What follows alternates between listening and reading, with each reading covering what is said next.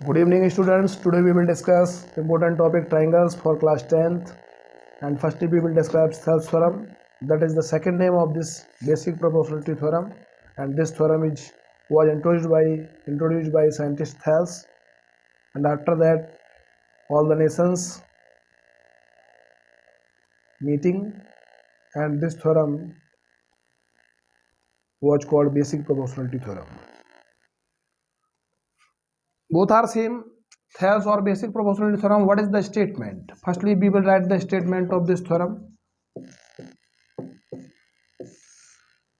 Statement इसका क्या है कि if a line is drawn parallel to one side of a triangle, एक ट्राइंगल है और एक ट्राइंगल में कह रहा है कि एक ट्राइंगल बना लिया आपने, सबसे पहले ट्राइंगल आपने ड्रॉ कर लिया ट्राइंगल, तो इस ट्राइंगल का नेम आप भी रखेंगे। इस ट्राइंगल का नेम हमने रख दिया ABC।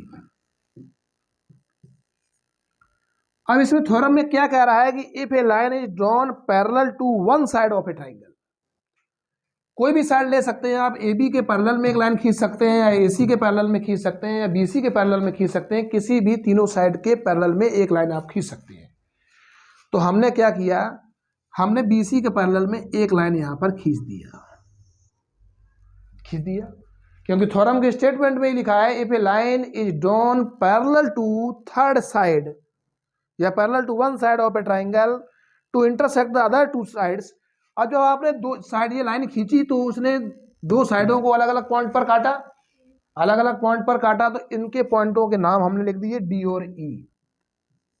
और E, ये पॉइंट्स आ गए। जरा सी थ्योरम है।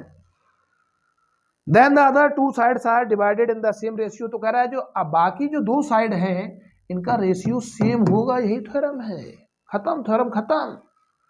कहने का मतलब प्रूव क्या करना है, तो गिवन सबसे पहले प्रूव दैट ही बता देते हैं। प्रूव क्या करना है आपको इसमें, इस थ्योरम में प्रूव करना होगा। प्रूविंग के लिए कम आता है, क्वेश्चन बनेगा AD/DB, पहले प्रूविंग में आती थी, अब प्रूविंग कम हो गई है। AD/DB equal to AE by EC, यानी कि इधर का जो रेशियो होगा A से D गए अपॉन में D से B गए इक्वल टू A से E गए और E से C गए। सिंपल सा थ्योरम, और इससे आसान क्वेश्चन ही बनता है पेपर में। AE/EC ये आपको प्रूव करना होगा। तो प्रूव करने के लिए आपको यहाँ पर कुछ कंस्ट्रक्शन करना होगा। कंस्ट्रक्शन क्या करना होगा, आपको B से E को जोड़ना होगा। B से E जोड़ना होगा तो डॉटेड लाइन से हम जोड़े दे रहे हैं। कंस्ट्रक्शन हमेशा डॉटेड लाइन से आपको एग्जाम में करना होगा, और इसको आप यहाँ पर C से D को जोड़ देंगे। इतना करने के बाद आपको परपेंडिकुलर डालना होगा, यानी कि इस पॉइंट D से सामने वाली साइड में परपेंडिकुलर डालना होगा, और इस पॉइंट से इसके सामने वाली में परपेंडिकुलर आपको डालना होगा, क्योंकि जब तक परपेंडिकुलर नहीं डालेंगे तो आप लोग half of base into height का फार्मूला नहीं लगा पाएंगे। तो इस परपेंडिकुलर का नाम हमने D से इस पे परपेंडिकुलर डाल दिया, DM ये परपेंडिकुलर डाला है। आप डॉटेड लाइन से ही बना सकते हैं, एज यू लाइक, जैसा आप उचित समझें। ये परपेंडिकुलर हमने डाल दिया यहाँ पर, ये EN, और EN हमारा परपेंडिकुलर है AB पर। तो यहाँ तक आपको एक एक चीज समझ में आ गई होगी। अगर कोई भी दिक्कत अगर हाथ होती है तो कमेंट में आप लिख सकते हैं कि एक्सप्लेन अगेन, तो हम आपको दोबारा एक्सप्लेन करके नया वीडियो आपके सामने ले आएंगे। अब इसका हम आपको प्रूफ बताएंगे कि इसको किस तरीके से आप थ्योरम को प्रूव कर सकते हैं, लेकिन एग्जाम में प्रूव करने के लिए नहीं आएगा। प्रूविंग खत्म हो गई है, अब नहीं आएगा। फिर भी मान लीजिए अगर पूछ देता है तो आप तैयार कर लीजिए, क्योंकि एग्जाम में 2-3 साल से प्रूविंग नहीं आ रही है। कोरोना काल के बाद से ऐसा हुआ है, लेकिन टॉपिक में है इसलिए टीचर्स भी प्रूव कराते हैं स्कूल में। शायद खुदा ना खास्ता पूछ दिया जाए, ऐसा सोचते हैं वो। तो सबसे पहले हम लोग एरिया निकालेंगे। आप देख सकते हैं area of triangle ADE। ADE देखिए ट्राइंगल कहाँ बन रहा है, गौर से देखिए। ADE हमें तो दिख गया, अब आपको ना दिखा हो तो हो सकता है भाई आपकी गलती है। दिख गया ना, ADE ट्राइंगल दिख गया। तो इसका एरिया निकालेंगे तो क्या आ जाएगा, इस तरीके से लिख दिया तो समझ में सब बच्चों को आया होगा, क्योंकि 10th स्टैंडर्ड में छोटे बच्चे हैं। लेकिन A फॉर एरिया और ये ट्राइंगल का निशान। तो एरिया ऑफ ट्राइंगल निकालना है ADE। अब ये बताइए, ट्राइंगल का एरिया तो आप क्लास 8 से निकाल रहे हैं, कभी हीरोन्स फार्मूला, कभी राइट ट्राइंगल लगाते हैं। तो यहाँ भी तो देखा जाए तो राइट ट्राइंगल है, क्योंकि 90 परपेंडिकुलर बन रहा है, और परपेंडिकुलर का मतलब half of base into height लगाएं, half of base into height लगाएंगे यहाँ पर। तो हाफ ऑफ बेस आपका जो है, हाफ ऑफ यहाँ पर बेस, ये साइड बेस है क्योंकि बेस में ही परपेंडिकुलर है। तो बेस क्या है यहाँ पर आपका एडी, और एल्टीट्यूड या हाइट, एल्टीट्यूड जो होता है वो 90 का एंगल बनाता है, that is the E N, that is the E N. तो half of A D into E N, ये बन गया हमारा formula half of base into height से हमने इसको बना दिया। क्लियर है यहाँ तक, कोई प्रॉब्लम नहीं।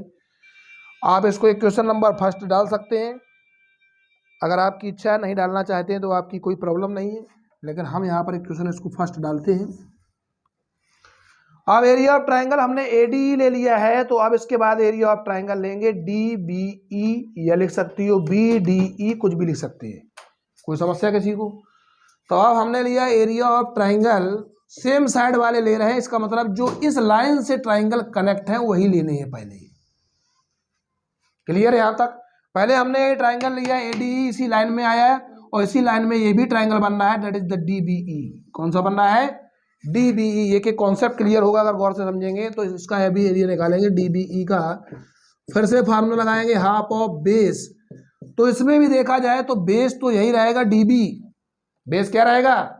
डीबी। लेकिन समस्या यहाँ पैदा होती है एल्टीट्यूड की। तो एल्टीट्यूड हमारा देखा यहाँ पर पड़ा है, ये बताइए अगर एल्टीट्यूड यहाँ पड़ा है तो इस अगर ट्राइंगल की लाइन को बढ़ाया जाए तो एल्टीट्यूड तो इस पर भी माना जाएगा कि नहीं माना जाएगा? माना जाएगा। तो एल्टीट्यूड क्या हो गया यहाँ पर भी आपका, क्या हो गया? ईएन हो गया।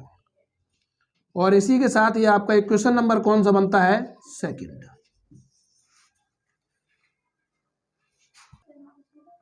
तो फर्स्ट और सेकंड इक्वेशन के बाद हमने ये देखा हमें अब यहाँ पर रेशियो निकालना है। तो रेशियो हम यही निकाले दे रहे हैं क्योंकि हम समय बर्बाद नहीं करना चाहते हैं, समय खींचना नहीं चाहते हैं, क्योंकि आप लोग भी हमारा वीडियो देख देख के बोर हो रहे होंगे। हाफ से हाफ काट दिया, ईएन से ईएन काट दिया, क्योंकि हमारे पास इतनी बोर्ड में जगह भी नहीं बची बच्चों, और मिटाना मैं चाहता नहीं हूं। तो एडी बाई डीबी बन गया आपका ये। तो फर्स्ट सेकंड इक्वेशन वो थी, और ये इक्वेशन आपकी कौन सी बन गई? थर्ड। तो हमने 3 इक्वेशनें बना दी हैं। अब ये आपको समझना है कि लिखना कैसे है, क्योंकि थोड़ा हमारे पास समय का अभाव है। अब दूसरा ट्राइंगल ले लेते हैं। एरिया ऑफ ट्राइंगल एडीई जो है हमारा एईडी के बराबर है।